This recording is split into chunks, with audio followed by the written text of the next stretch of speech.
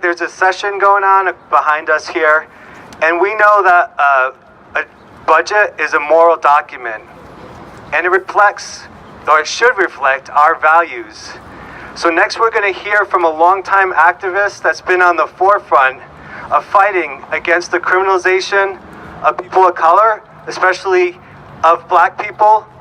We've already heard today a little bit about how every dollar that's spent on the prisons is taken out of the mouth of a hungry child, right? Or taken away for education, or taken away from job training.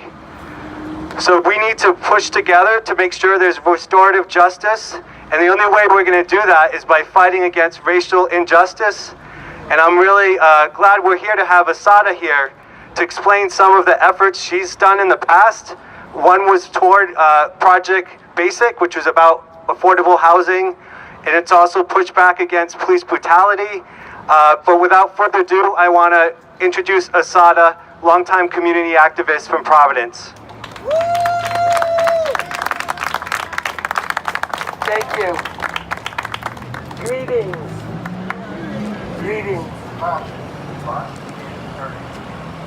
I want to go back and start what I have to say. I want to go back and start what I have to say in the year 1492. We all know what 1492 means in American history, don't we? It was when the Pilgrims came and started to rob the land from Native Americans. That's when our problems began in this country. Then I want to bring you to 1619. Do we know that date? I bet most of us here don't know that date. No. That was the date they began to bring black people out of Africa to be slaves in this country, to build this economy, to build the economy in Europe.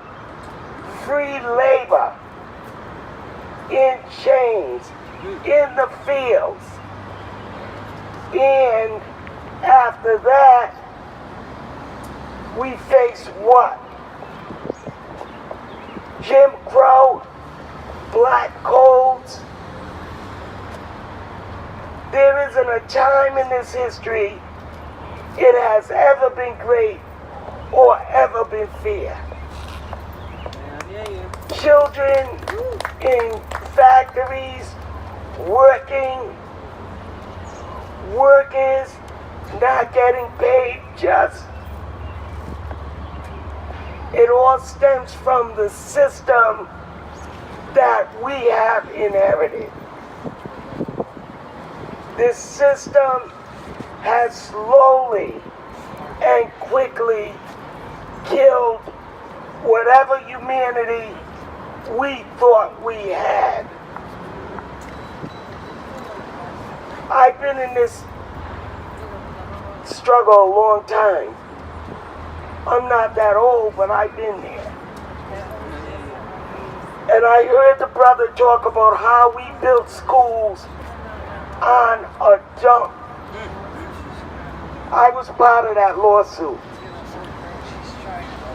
Built a school on a dump.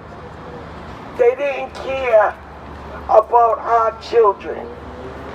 They don't care about our children and people putting bread on the tables and bringing home that money to pay a mortgage or pay a rent. They don't care. They are living off of our blood. So we have to think about our legacy as a people. We have to think about Dr. King, Malcolm X, Marcus Garvey. We have to think about those people. And one other thing is about the lynching of black people in this country, which goes along to black people being shot every day in this country. Black Lives Matter.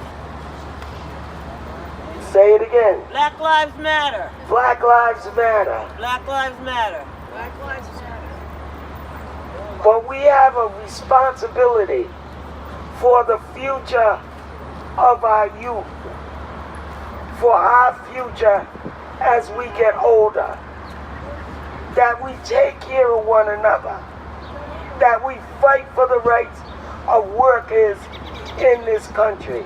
Amen. That's our legacy. That's why we're here today.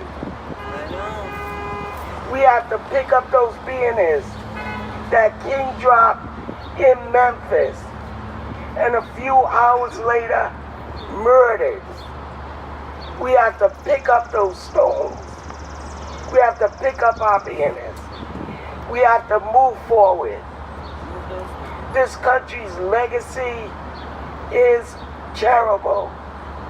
And the only way we'll be able to pull ourselves together and teach the kids is if we know our history. We know our labor history. We know the history of our struggle. So we need to each one teach one, each one guide one, each one respect one. Those are part of the foundation that we have as human beings. We have to bring our brothers and sisters along with us in the struggle. Amen.